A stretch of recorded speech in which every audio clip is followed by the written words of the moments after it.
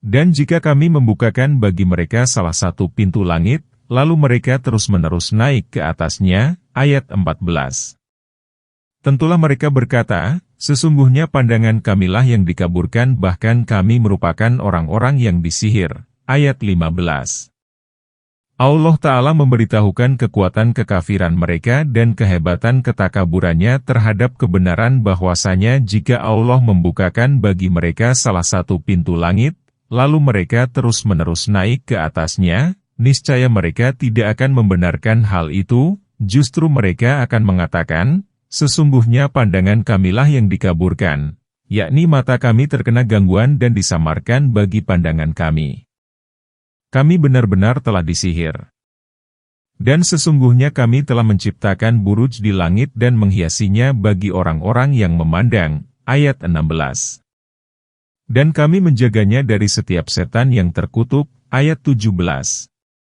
Kecuali setan yang menguping, maka dia dikejar oleh semburan api yang terang, ayat 18. Dan kami telah membentangkan bumi, menempatkan gunung-gunung di atasnya, dan kami menumbuhkan padanya segala sesuatu secara terukur, ayat 19. Dan kami telah menjadikan untukmu di bumi berbagai keperluan hidup. Dan kamu sekali-kali bukanlah pemberi rezeki kepadanya, ayat 20. Allah Ta'ala menceritakan penciptaan langit ihwal ketinggiannya dan hiasannya berupa bintang-bintang baik yang tetap maupun yang bergerak. Cerita itu ditujukan bagi orang yang merenungkan dan memperhatikannya berulang kali lantaran padanya terdapat aneka keajaiban dan ayat-ayat yang menakjubkan dan mengesankan orang yang melihatnya. Oleh karena itu, Qatadah dan Mujahid mengartikan buruj di sini dengan bintang-bintang. Menurut saya, Ibnu Katsir, dalam ayat lain Allah berfirman, Maha Suci Zat yang telah menjadikan buruj di langit. Buruj di sini berarti istana-istana yang di dalamnya ada penjaga.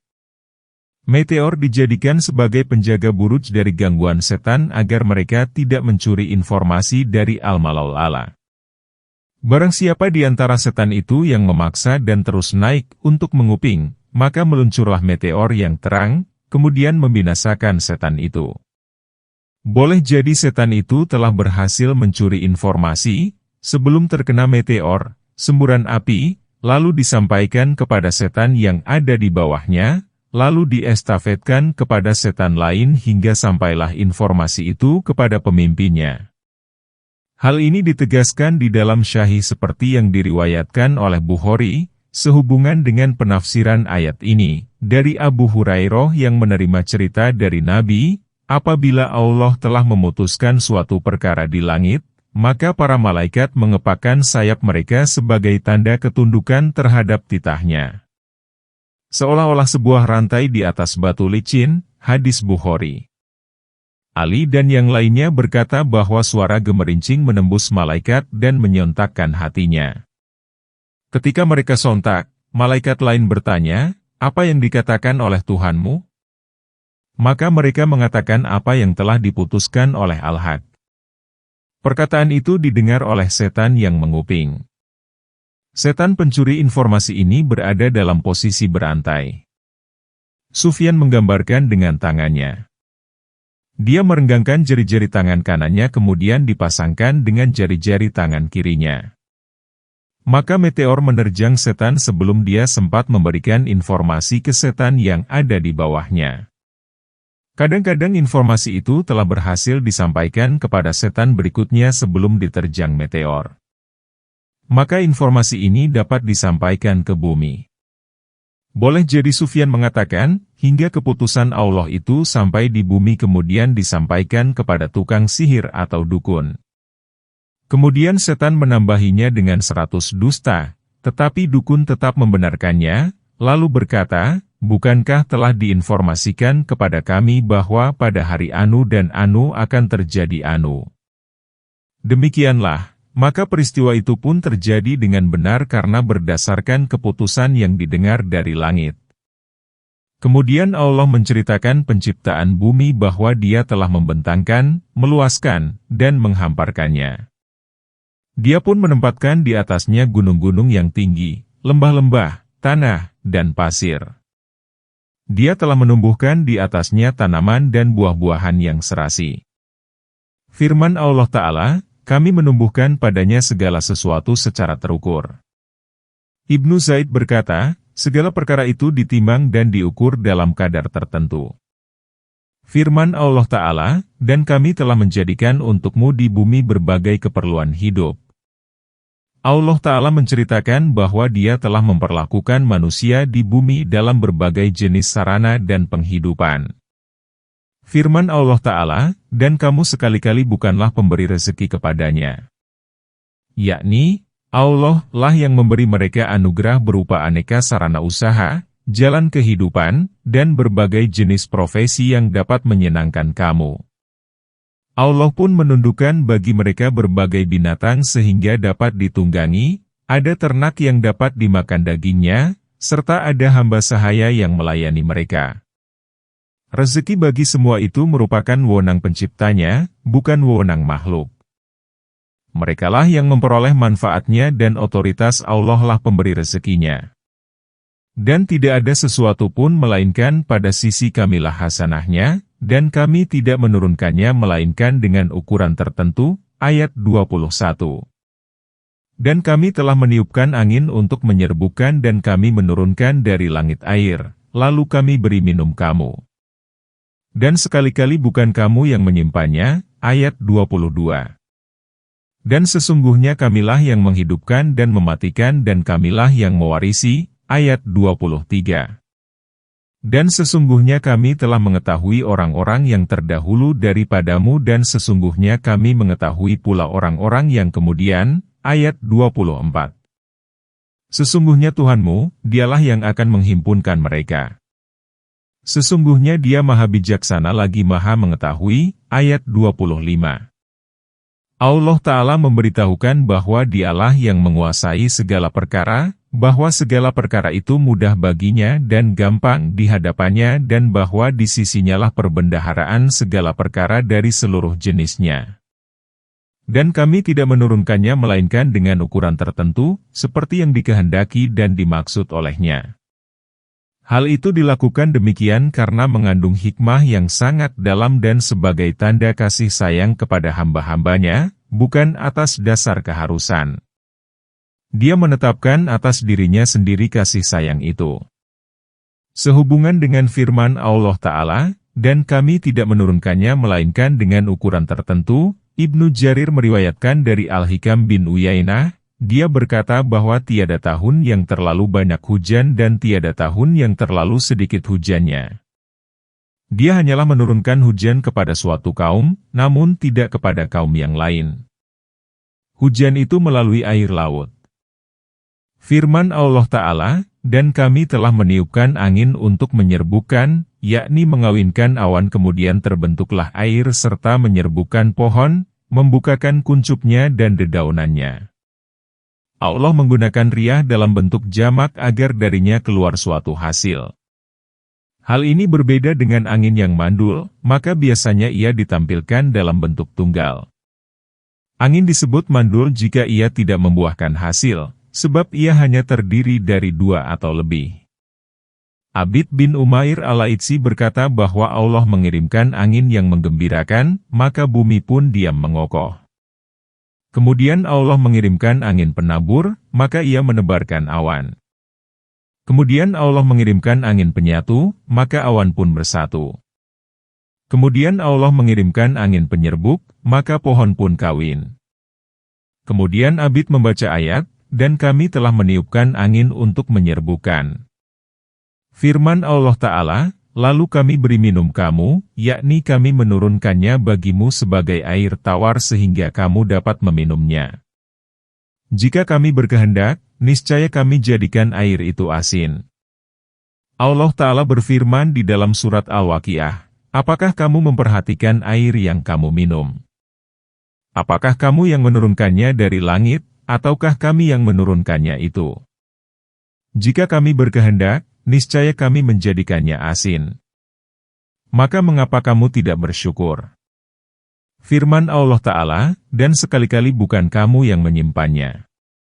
Yakni, bukanlah kamu yang memeliharanya, namun kamilah yang menurunkannya, memeliharanya untukmu, dan kami menempatkannya dalam mata-mata air di bumi. Jika Allah berkehendak, niscaya Dia menguapkannya dan melenyapkannya.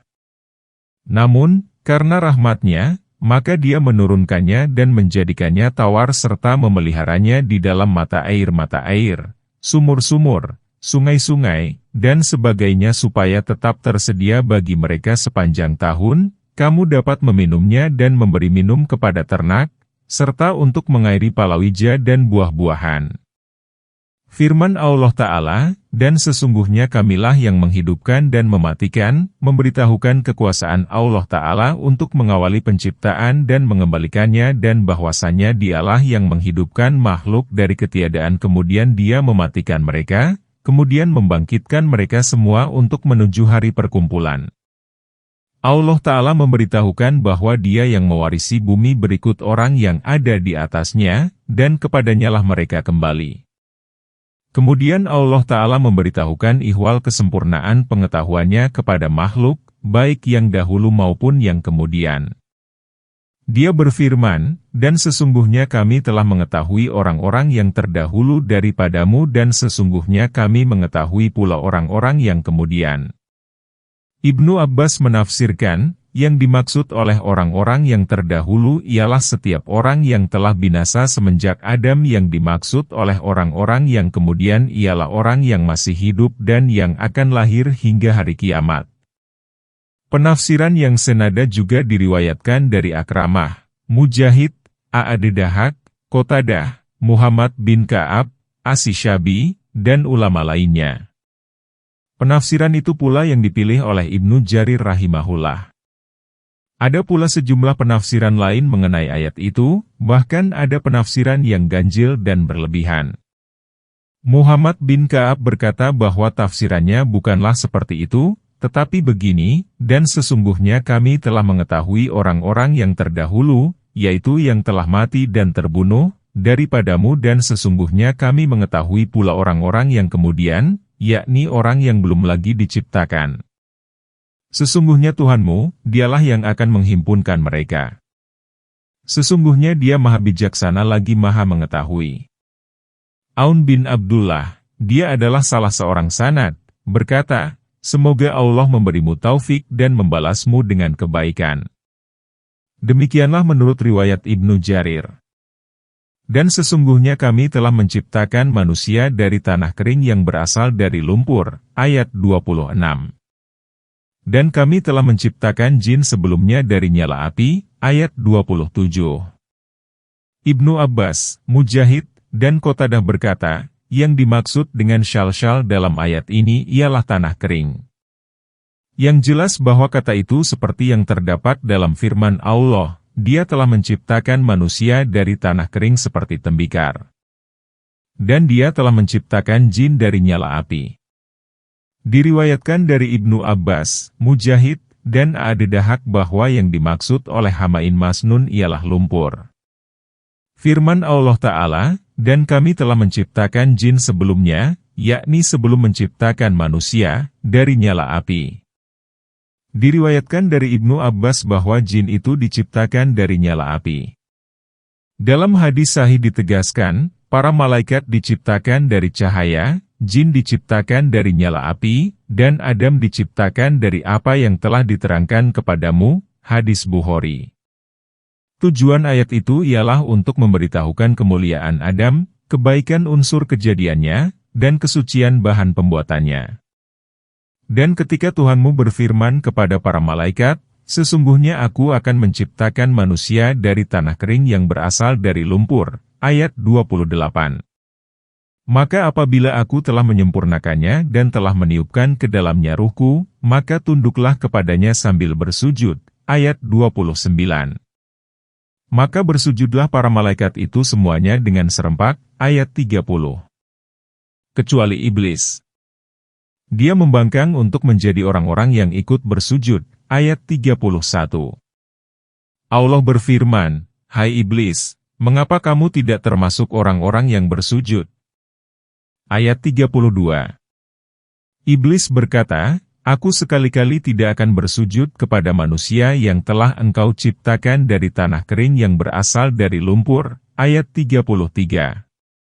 Allah Ta'ala menceritakan rencana penciptaan Adam kepada malaikatnya, sebelum Dia menciptakan dan memuliakan Adam dengan memerintahkan malaikat bersujud kepadanya. Allah pun menceritakan pembangkangan iblis, yang menjadi musuh Adam, untuk bersujud kepada Adam. Iblis termasuk ke dalam kalangan malaikat. Iblis membangkang karena dengki, ingkar, kufur, dan takabur serta bangga diri dengan kebatilan. Oleh karena itu, iblis berkata, "Aku sekali-kali tidak akan bersujud kepada manusia yang telah Engkau ciptakan dari tanah kering yang berasal dari lumpur." Ayat ini seperti firman Allah, "Aku lebih baik daripada dia. Engkau telah menciptakan aku dari api sedang Engkau telah menciptakannya dari tanah." Dan seperti firman Allah, "Apakah engkau kira inikah orangnya yang telah Engkau muliakan atasku?" Allah berfirman, "Enyahlah dari surga karena sesungguhnya kamu terkutuk." Ayat 34. Dan sesungguhnya kutukan itu tetap menimpamu sampai hari kiamat. Ayat 35. Iblis berkata, "Ya Tuhanku, maka beri tangguhlah kepadaku sampai hari mereka dibangkitkan." Ayat 36. Allah berfirman, "Maka sesungguhnya kamu termasuk orang-orang yang diberi tangguh." Ayat 37. Hingga hari dari suatu masa yang ditentukan. Ayat 38.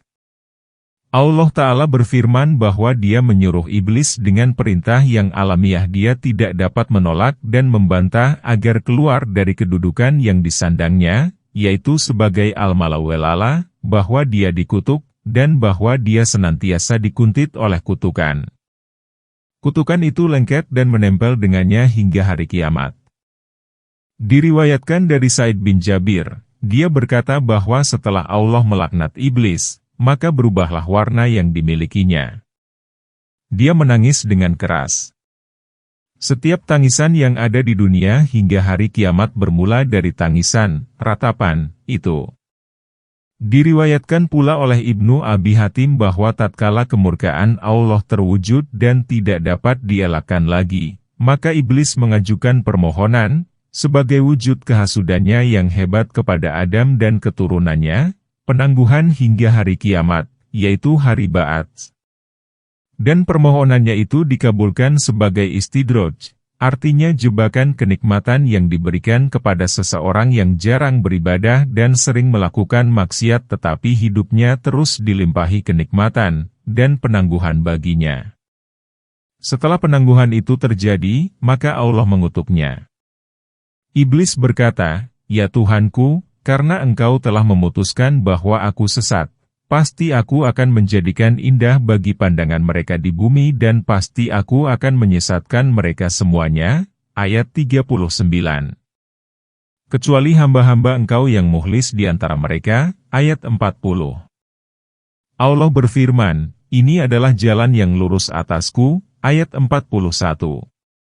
Sesungguhnya hamba-hambaku tiada kekuasaan bagimu terhadap mereka kecuali orang-orang yang mengikuti kamu, yaitu orang-orang yang sesat. Ayat 42. Dan sesungguhnya jahanam itu benar-benar tempat yang telah diancamkan kepada mereka semuanya. Ayat 43. Jahanam itu memiliki 7 pintu. Setiap pintu memiliki bagian tertentu dari mereka. Ayat 44. Allah Ta'ala memberitahukan tentang iblis dan kedurhakaannya.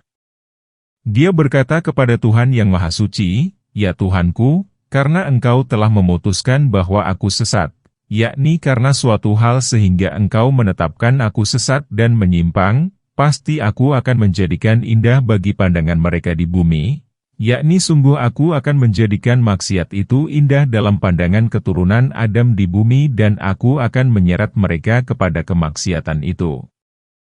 Dan pasti aku akan menyesatkan mereka semuanya, sebagaimana Engkau telah memutuskan aku sesat dan menakdirkan demikian.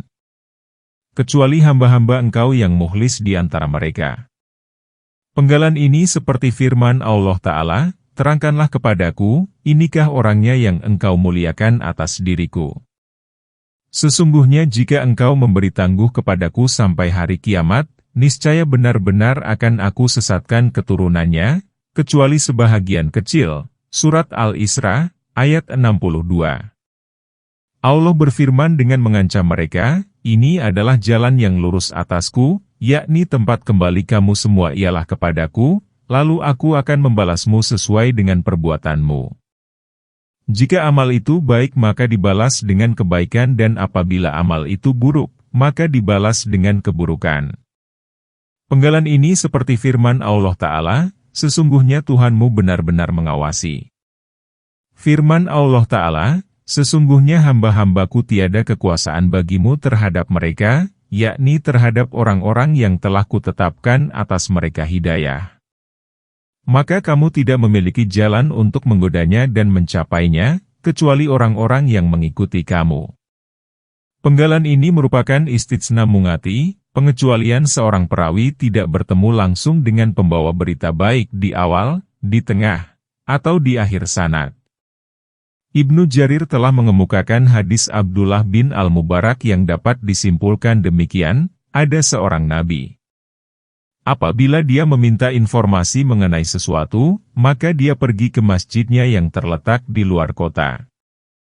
Kemudian dia mendirikan sholat sesuai dengan ketentuan yang ditetapkan kepadanya. Kemudian dia pun meminta apa yang menjadi perhatiannya. Ketika dia berada di masjid, datanglah musuh Allah, yakni iblis, lalu duduk antara nabi tersebut dan arah kiblat. Nabi itu berkata, aku berlindung kepada Allah dari setan yang terkutuk.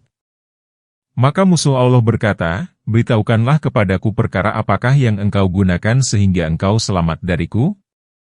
Nabi itu berkata, justru beritahukanlah kepadaku ihwal suatu perkara yang kamu gunakan untuk mengalahkan manusia sebanyak 2 kali. Maka masing-masing tetap pada pendiriannya. Akhirnya Nabi itu mengatakan firman Allah Ta'ala, dan apabila setan menggodamu dengan suatu godaan, maka berlindunglah kepada Allah. Sesungguhnya dia maha mendengar lagi maha mengetahui. Dan aku, demi Allah, tidaklah aku merasakan adanya kamu melainkan aku berlindung kepada Allah darimu. Musuh Allah berkata, kamu benar, dengan meminta perlindungan itulah kamu dapat selamat dariku. Nabi berkata, beritahukanlah kepada perkara yang kamu gunakan sehingga dapat mengalahkan manusia 2 kali. Musuh Allah menjawab, aku mengendalikannya ketika dia marah dan dimabuk hawa nafsu. Firman Allah Ta'ala, dan sesungguhnya jahanam itu benar-benar tempat yang telah diancamkan kepada mereka semuanya. Yakni, diancamkan kepada seluruh orang yang mengikuti iblis. Sebagaimana Allah berfirman ketika menceritakan Al-Quran, barang siapa di antara golongan-golongan itu kepadanya, maka neraka diancamkan kepadanya. Kemudian Allah memberitahukan bahwa jahanam itu memiliki 7 pintu.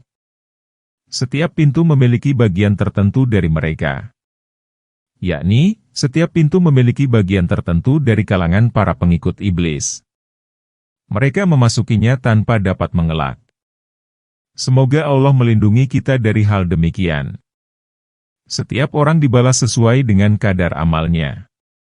Diriwayatkan dari Ibnu Abbas bahwa 7 pintu jahanam itu ialah jahanam, lada, hutamah, sair, sakar, jahim, dan hawiyah. Hal senada diriwayatkan pula dari Ibnu Juraij dan Al-Amasi. Demikianlah, tempat tinggal penghuni neraka itu sejalan dengan amalnya. Sesungguhnya orang-orang yang bertakwa berada dalam surga dan mata air, ayat 45. Masuklah ke dalamnya dengan selamat lagi aman, ayat 46. Dan kami lenyapkan segala rasa dendam yang berada dalam hati mereka dan merasa bersaudara duduk berhadap-hadapan di atas dipan-dipan, ayat 47. Mereka tidak merasa lelah di dalamnya dan mereka sekali-kali tidak akan keluar daripadanya, ayat 48. Kabarkanlah kepada hamba-hambaku bahwa sesungguhnya akulah yang maha pengampun lagi maha penyayang, ayat 49. Dan bahwa sesungguhnya azabku adalah azab yang sangat pedih, ayat 50. Setelah Allah menceritakan keadaan ahli neraka, maka dia menggabungkannya dengan cerita penghuni surga bahwa sesungguhnya mereka berada dalam surga dan mata air. Firman Allah Ta'ala, masuklah ke dalamnya dengan selamat, dari berbagai bencana dan dilimpahi kesejahteraan atas kamu, lagi aman, dari segala ketakutan dan kekagetan. Mereka tidak perlu takut akan dikeluarkan, dihentikan, dan mati. Firman Allah Ta'ala, dan kami lenyapkan segala rasa dendam yang berada dalam hati mereka dan merasa bersaudara duduk berhadap-hadapan di atas dipan-dipan. Said meriwayatkan dalam tafsirnya, Abu Fadalah menceritakan kepada kami dari Abi Umamah, dia berkata bahwa tidaklah seorang mukmin masuk surga sebelum Allah mencopot rasa dendam yang ada dalam hati mereka hingga dicabut dengki seperti yang ada pada binatang buas yang membahayakan. Ibnu Jarir meriwayatkan dari Abi Habibah, yaitu budak Talhah. Dia berkata bahwa Imran bin Talhah menemui Ali setelah selesai perang dengan pasukan unta. Maka Ali menyambutnya dan berkata, "Aku berharap kiranya Allah menjadikan aku dan bapakmu termasuk orang-orang yang difirmankan Allah, dan kami mencabut dendam dari dalam hati mereka sedang mereka pun merasa bersaudara dan duduk di atas dipan dengan berhadap-hadapan." Sufyan Ats-Tsauri meriwayatkan dari Ibrahim, dia berkata bahwa Ibnu Jarmus, pembunuh Zubair, datang meminta izin kepada Ali, dia tertahan dengan lama. Kemudian Ali mengizinkannya, lalu Jarmus berkata, "Adapun terhadap para penderita itu, maka engkau dapat bersikap kasar kepada mereka." Ali berkata, "Tutuplah mulutmu. Sesungguhnya aku berharap kiranya aku, Talhah, dan Zubair termasuk orang yang dikatakan Allah, dan kami mencabut dendam dari dalam hati mereka sedang mereka pun merasa bersaudara dan duduk di atas dipan dengan berhadap-hadapan." Firman Allah Ta'ala, mereka tidak merasa lelah di dalamnya, tidak merasakan penderitaan dan sakit. Firman Allah, dan mereka sekali-kali tidak akan keluar daripadanya. Hal ini seperti dikatakan dalam hadis, dikatakan, "Hai penghuni surga, kamu akan tetap sehat dan tidak akan pernah sakit, kamu akan tetap hidup dan tidak akan mati, kamu akan tetap muda dan tidak akan pernah tua, dan kamu akan tetap bermukim dan tidak akan pernah beranjak selama-lamanya." Hadis Ibnu Jarir. Firman Allah Ta'ala, mereka kekal di dalamnya sedang mereka tidak ingin berpindah daripadanya. Firman Allah Ta'ala, kabarkanlah kepada hamba-hambaku bahwa sesungguhnya akulah yang maha pengampun lagi maha penyayang dan bahwa sesungguhnya azabku adalah azab yang sangat pedih, yakni beritahukanlah, hai Muhammad, kepada hamba-hambaku bahwa aku adalah pemilik rahmat dan pemilik azab yang pedih. Ayat ini menunjukkan dua kedudukan yaitu kedudukan harapan dan kecemasan, keprihatinan. Dan ceritakanlah kepada mereka tentang tamu Ibrahim, ayat 51. Tatkala mereka menemuinya, lalu mereka mengucapkan, "Salam." Ibrahim berkata, "Sesungguhnya kami merasa takut kepadamu," ayat 52. Mereka berkata, "Janganlah kamu merasa takut, sesungguhnya kami memberi kabar gembira kepadamu dengan anak laki-laki yang pandai," ayat 53. Ibrahim berkata, "Apakah kamu memberi kabar gembira kepadaku padahal usiaku telah lanjut, maka dengan cara apakah kamu menggembirakan?" Ayat 54. Mereka berkata, "Kami menyampaikan kabar gembira kepadamu dengan benar. Maka janganlah kamu termasuk orang-orang yang berputus asa." Ayat 55. Ibrahim berkata, "Tidak ada orang yang berputus asa dari rahmat Tuhannya kecuali orang-orang yang sesat." Ayat 56. Allah Ta'ala berfirman, "Hai Muhammad, ceritakanlah kepada mereka kisah tentang tamu Ibrahim, dan bagaimana mereka menemuinya, lalu mereka mengucapkan, 'Salam.'" Ibrahim berkata, "Sesungguhnya kami merasa takut kepadamu." Sudah dikemukakan mengapa Ibrahim merasa takut kepada tamunya. Yaitu, tatkala Ibrahim melihat tangan tamunya tidak menyentuh daging sapi muda yang dipanggang yang dihidangkan kepada mereka. Mereka berkata, "Janganlah kamu merasa takut, sesungguhnya kami memberi kabar gembira kepadamu dengan anak laki-laki yang pandai, yaitu Ishak. Ibrahim berkata, dengan nada heran karena merasa dirinya sudah tua, demikian pula dengan istrinya, heran bagaimana janji itu dapat terwujud. Apakah kamu memberi kabar gembira kepadaku padahal usiaku telah lanjut? Maka dengan cara apakah kamu menggembirakan? Mereka menjawabnya sambil menegaskan berita gembira yang mereka bawa itu akan menjadi kenyataan, dan berita gembira setelah berita gembira, dengan kelahiran anak Ishak yaitu Yakub. Mereka berkata, kami menyampaikan kabar gembira kepadamu dengan benar. Maka janganlah kamu termasuk orang-orang yang berputus asa.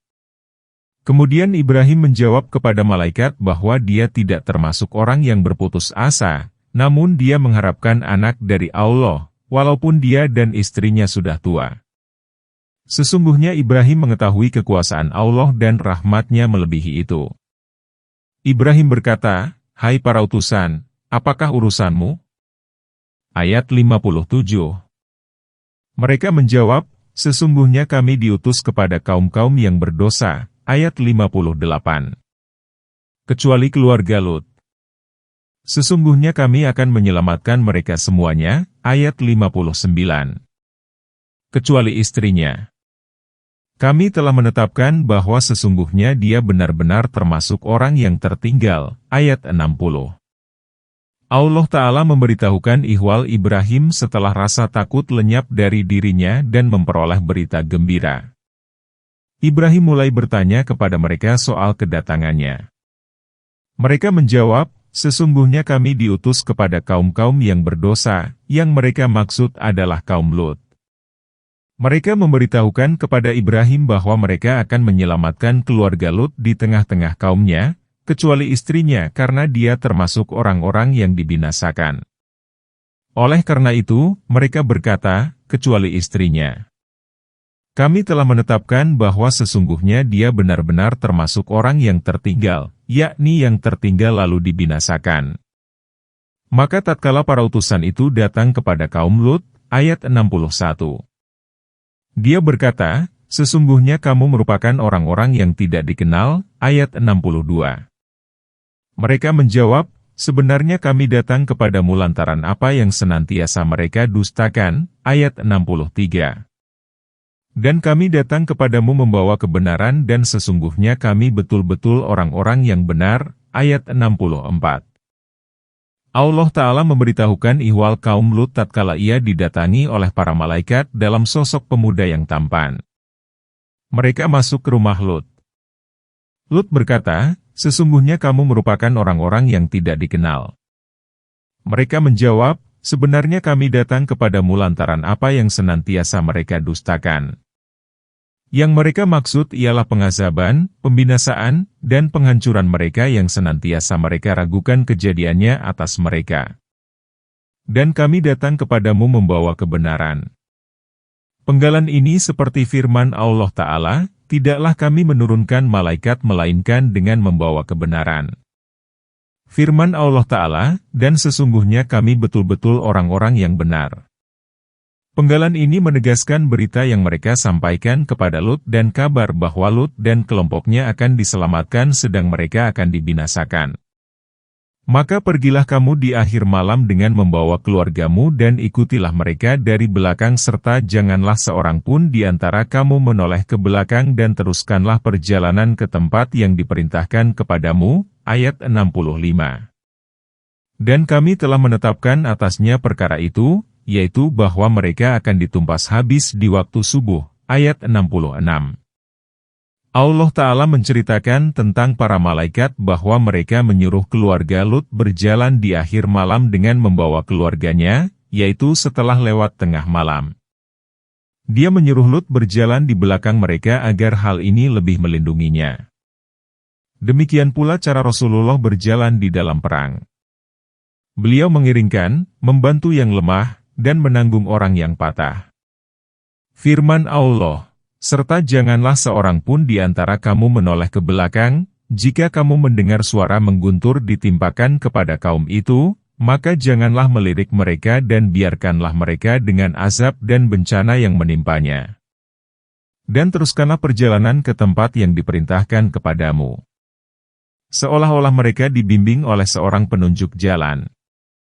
Dan kami telah menetapkan atasnya perkara itu, yaitu bahwa mereka akan ditumpas habis di waktu subuh.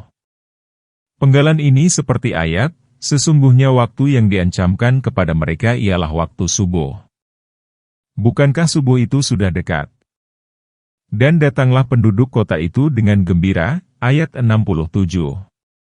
Lut berkata, sesungguhnya mereka adalah tamuku. Maka janganlah kamu membuat malu, ayat 68. Bertakwalah kepada Allah dan janganlah kamu membuat aku terhina, ayat 69. Mereka berkata, dan bukankah kami telah melarangmu dari manusia, ayat 70. Lut berkata, inilah putri-putriku, jika kamu hendak berbuat, ayat 71. Demi umurmu, sesungguhnya mereka terombang-ambing dalam kemabukan, ayat 72. Allah Ta'ala memberitahukan tentang kedatangan kaum Lut tatkala mereka mengetahui tamu-tamunya yang berwajah tampan, mereka datang dengan gembira. Lut berkata, sesungguhnya mereka adalah tamuku. Maka janganlah kamu membuat malu. Bertakwalah kepada Allah dan janganlah kamu membuat aku terhina. Ini diucapkan sebelum Lut mengetahui bahwa mereka merupakan para utusan Allah. Sedangkan di atas telah disebutkan bahwa mereka merupakan para utusan yang kemudian digabungkan dengan cerita kedatangan kaum Lut dan sanggahan mereka. Namun huruf waw ini tidak memastikan jalan cerita mesti sistematis, bahkan menunjukkan kebalikannya, alur balik. Mereka menjawab Lut, mereka berkata, dan bukankah kami telah melarangmu dari manusia? Yakni, bukankah kami telah melarangmu supaya tidak menerima tamu siapapun? Kemudian Lut menunjukkan mereka kepada istri-istri mereka sendiri dan kepada farji, artinya kemaluan wanita, yang diciptakan oleh Tuhan bagi mereka. Penjelasan mengenai hal ini telah dikemukakan di dalam surat Hud sehingga tidak perlu diulangi. Firman Allah Ta'ala, demi umurmu, sesungguhnya mereka terombang-ambing dalam kemabukan. Allah bersumpah dengan kehidupan nabinya. Sumpah ini mengandung penghormatan dan penghargaan yang besar serta kedudukan yang tinggi dan kebesaran yang luas bagi Muhammad.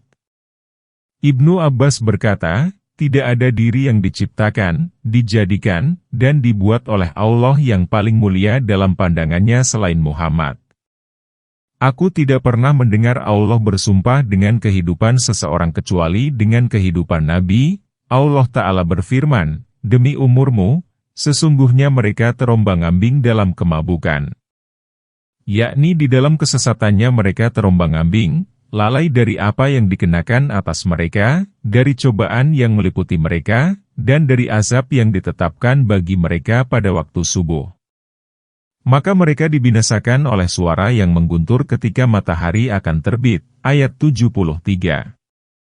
Maka kami jadikan bagian atas kota itu sebagai bagian bawahnya dan kami menghujani mereka dengan batu dari kerikil. Ayat 74. Sesungguhnya pada yang demikian itu benar-benar terdapat tanda-tanda bagi orang-orang yang mengambil pertanda. Ayat 75. Dan sesungguhnya kota itu benar-benar terletak di jalan yang masih tetap. Ayat 76. Sesungguhnya pada yang demikian itu benar-benar terdapat ayat bagi orang-orang yang beriman. Ayat 77. Allah Ta'ala berfirman, maka mereka dibinasakan oleh suara yang mengguntur, yaitu suara yang menggelegar, ketika matahari akan terbit, yakni ketika matahari terbit. Penafsiran ini telah dikemukakan di dalam surat Hud, yaitu mengenai bagaimana Jibril mengangkat negeri mereka ke ketinggian langit, kemudian membalikannya dengan menjadikan bagian atasnya di bawah. Jibril menghujani mereka dengan batu supaya hukumannya memadai. Firman Allah Ta'ala, sesungguhnya pada yang demikian itu benar-benar terdapat tanda-tanda bagi orang-orang yang mengambil pertanda, yakni bekas dari hukuman ini terlihat jelas di negeri itu bagi orang yang mau memikirkannya dan menjadikannya tanda baik dengan mata indera maupun mata hati, seperti menurut Mujahid bahwa mutawasimin berarti orang-orang yang menjadikan firasat. Dikatakan pula bahwa kata itu berarti orang-orang yang memperhatikan, mengambil pelajaran, dan merenungkan. Semua arti ini mendekati firman Allah Ta'ala, dan sesungguhnya kota itu benar-benar terletak di jalan yang masih tetap. Yakni, sesungguhnya kota Sodom yang ditimpa bencana pembalik bumian, baik secara lahiriah maupun batiniah dan pelemparan dengan batu sehingga kota itu menjadi seperti danau busuk dan buruk adalah berada di dekat jalan besar yang senantiasa masih dilalui hingga sekarang. Penggalan ini seperti firman Allah Ta'ala, sesungguhnya kamu benar-benar melintasi bekas tempat mereka pada pagi dan malam hari. Apakah kamu tidak memikirkan? Firman Allah Ta'ala, sesungguhnya pada yang demikian itu benar-benar terdapat ayat bagi orang-orang yang beriman. Yakni, sesungguhnya apa yang kami lakukan terhadap kaum Lut berupa pembinasaan dan penghancuran serta penyelamatan kami kepada Lut dan keluarganya benar-benar mengandung tanda yang jelas dan terang bagi orang-orang yang beriman kepada Allah dan para Rasul-Nya. Dan sesungguhnya penduduk Aikah itu benar-benar kaum yang zalim. Ayat 78. Maka kami membinasakan sebagian mereka. Dan sesungguhnya keduanya berada di jalan yang nyata. Ayat 79. Penduduk Aikah ialah kaum Syuaib. Kezaliman mereka ialah menyekutukan Allah, menyamun, dan mengurangi takaran dan timbangan. Maka Allah membinasakan sebagian mereka dengan suara yang menggelegar, gempa, dan azab pada hari naungan. Waktu dan tempat mereka berdekatan dengan kaum Lut. Oleh karena itu, Allah Ta'ala berfirman, dan sesungguhnya keduanya berada di jalan yang nyata, yakni berada di jalan yang jelas. Oleh karena itu, tatkala Syuaib memperingatkan kaumnya, maka dia berkata tatkala memperingatkan mereka, kaum Lut tidaklah jauh dari kamu. Dan sesungguhnya penduduk Al-Hijr telah mendustakan para Rasul, ayat 80. Dan kami telah mendatangkan kepada mereka ayat-ayat kami, maka mereka senantiasa berpaling daripadanya, ayat 81. Mereka memahat gunung-gunung untuk rumah-rumah sedang mereka merasa aman, ayat 82. Maka suara yang menggelegar menyiksa mereka pada pagi hari, ayat 83. Maka tidaklah berguna bagi mereka apa yang dahulu mereka usahakan, ayat 84. Penduduk Al-Hijr ialah kaum Samud yang mendustakan nabi mereka yang bernama Soleh. Barang siapa yang mendustakan seorang Rasul berarti dia mendustakan seluruhnya. Oleh karena itu, maka dalam ayat di atas dinyatakan bahwa mereka mendustakan para Rasul. Allah Ta'ala menceritakan bahwa Soleh datang kepada mereka membawa ayat-ayat yang menunjukkan mereka untuk membenarkan apa yang dibawa oleh Soleh seperti unta yang dikeluarkan Allah bagi mereka dari sebuah batu besar yang sama sekali tidak bercelah. Unta itu berkeliaran di negeri mereka. Unta itu memiliki jatah minum sehari dan bagi mereka pun sehari. Setelah mereka bersikap tinggi hati, maka mereka menyembelihnya. Soleh berkata kepada mereka, bersenang-senanglah di rumahmu 3 hari. Itulah janji yang tidak bohong. Allah Ta'ala menceritakan bahwa mereka memahat gunung-gunung untuk rumah-rumah, sedang mereka merasa aman, tanpa merasa takut dan tidak merasa memerlukannya, bahkan mereka bersikap jahat, angkuh, dan main-main sebagaimana hal itu dapat dilihat dari bukti-bukti perbuatan mereka yang ditemukan di rumah-rumahnya yang terletak di pedalaman Al-Hijr sebagaimana yang dilewati oleh Rasulullah ketika beliau pergi ke Tabuk. Beliau menundukkan kepalanya seraya mempercepat untanya. Beliau berkata kepada para sahabatnya, janganlah kamu masuk ke rumah-rumah kaum yang diazab kecuali kamu menangis. Jika kamu tidak dapat menangis, maka pura-puralah menangis karena takut apa yang telah menimpa mereka akan menimpa kamu juga. Firman Allah Ta'ala, maka suara yang menggelegar menyiksa mereka pada pagi hari, yaitu pada pagi hari keempat. Maka tidaklah berguna bagi mereka apa yang dahulu mereka usahakan, yakni mereka tidak dapat memanfaatkan hasil tanaman palawija dan buah-buahan yang mereka sirami dengan air jatah unta hingga mereka menyembelihnya supaya mereka tidak kekurangan air. Ternyata harta kekayaan itu tidaklah berguna bagi mereka dan tidak pula bermanfaat bila siksa Allah telah datang. Dan tidaklah kami menciptakan langit dan bumi dan apa yang ada di antara keduanya melainkan dengan benar. Sesungguhnya kiamat itu pasti akan datang. Maka maafkanlah dengan maaf yang baik. Ayat 85. Sesungguhnya Tuhanmu adalah yang Maha Mencipta lagi Maha Mengetahui. Ayat 86. Firman Allah Ta'ala, dan tidaklah kami menciptakan langit dan bumi dan apa yang ada di antara keduanya melainkan dengan benar. Sesungguhnya kiamat itu pasti akan datang, adalah seperti firman Allah Ta'ala, dan tidaklah kami menciptakan langit dan bumi serta apa yang ada di antara keduanya dengan batil, namun dengan hak, yaitu dengan adil agar dia membalas masing-masing sesuai dengan amalnya. Kemudian Allah memberitahukan kepada nabinya mengenai terjadinya kiamat, sesungguhnya kiamat itu pasti datang, yakni pasti terjadi. Kemudian dia menyuruh Nabi untuk memaafkan dengan baik kaum musyrikin yang telah menyakitinya dan mendustakan apa yang dia bawa kepada mereka. Penggalan ini seperti firman Allah Ta'ala, maka maafkanlah mereka dan katakanlah, semoga kamu dilimpahi keselamatan. Kelak mereka akan mengetahui. Mujahid dan yang lainnya berkata bahwa ayat ini diturunkan sebelum ayat perang. Memang demikianlah adanya sebab ayat ini merupakan surat Makkiyah, sedangkan berperang baru disyariatkan setelah berhijrah. Adapun firman Allah Ta'ala, sesungguhnya Tuhanmu adalah yang Maha Mencipta lagi Maha Mengetahui, adalah menegaskan hari kembali dan bahwasanya Allah Ta'ala Maha Kuasa untuk mengadakan kiamat karena sesungguhnya Dia Maha Pencipta yang tidak mengenal kelemahan dalam menciptakan apapun, Maha mengetahui tubuh yang terbagi-bagi dan tercerai-berai di berbagai belahan bumi. Penggalan ini seperti firman Allah Ta'ala, bukankah yang menciptakan langit dan bumi itu berkuasa untuk menciptakan seperti mereka? Tentu saja Allah adalah Maha Pencipta lagi Maha Mengetahui. Dan sesungguhnya kami telah memberikan kepadamu Sabah Matsani dan Al-Quran yang agung, ayat 87. Janganlah sekali-kali kamu melayangkan kedua pandangan matamu kepada apa yang telah kami anugerahkan kepada beberapa golongan di antara mereka dan janganlah kamu bersedih hati atas mereka serta berendah dirilah kamu kepada orang-orang yang beriman. Ayat 88.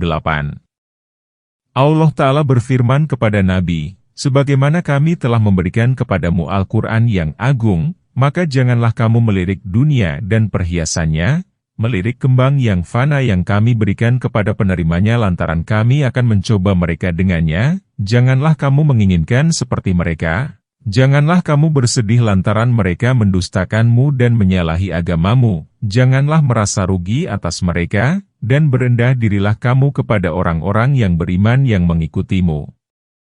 Yakni bersikap lembutlah kamu terhadap mereka. Hal ini seperti firman Allah Ta'ala, sesungguhnya telah datang kepadamu seorang Rasul dari kaummu sendiri, berat terasa olehnya penderitaanmu, kamu sangat menginginkan mereka, sangat berbelas kasihan lagi penyayang terhadap orang-orang yang beriman. Surat At-Taubah, ayat 128. Para ulama berikhtilaf, berbeda pendapat, mengenai Sabul Matsani. Ada yang berpendapat bahwa yang dimaksud ialah 7 ayat yang panjang-panjang yaitu Al-Baqarah, Ali Imran, An-Nisa, Al-Ma'idah, Al-An'am, Al-Araf, dan Al-Anfal. At-Taubah merupakan surat tersendiri. Ibnu Abbas berkata, ke-7 surat itu tidak diberikan kepada seorang pun kecuali kepada Nabi. Pendapat ini diriwayatkan dari Ibnu Mas'ud, Ibnu Umar, Ibnu Abbas, dan sebagian tabi'in. Said bin Jabir berkata, dalam ke-7 surat itu terdapat aneka kewajiban, hudud, qisas dan hukum-hukum lainnya. Pendapat kedua mengatakan, yang dimaksud dengan Sabul Matsani ialah surat Al-Fatihah yang terdiri atas 7 ayat. Pendapat ini diriwayatkan dari Ali, Umar, Ibnu Mas'ud, dan Ibnu Abbas. Ibnu Abbas berkata bahwa basmalah merupakan ayat ke-7. Allah menghususkannya. Pendapat ini pun dipegang oleh Ibrahim An-Nukhai, Hasan Basri, Mujahid, dan sebagainya. Qatadah berkata bahwa telah diceritakan kepada kami bahwa Sabul Matsani adalah Fatihatul Kitab dan bahwasanya surat ini dibaca 2 kali pada setiap sholat, yaitu pada setiap rakaat, dalam sholat fardu, maupun sholat sunat. Pendapat ini dipilih oleh Ibnu Jarir. Dia, Jarir, menguatkannya dengan hadis-hadis yang bertalian dengan hal itu. Kami telah menyajikannya di dalam pembahasan tentang fadilah surat Al-Fatihah. Kepunyaan Allah lah segala puji. Sehubungan dengan itu, Al-Bukhari meriwayatkan 2 hadis. Pertama, Abi Said Ibnul Mula berkata, Rasulullah lewat dan melihatku, segala puji bagi Allah Tuhan semesta alam, adalah As-Sabul Matsani dan Al-Quran yang agung yang diberikan kepadaku, hadis Bukhari.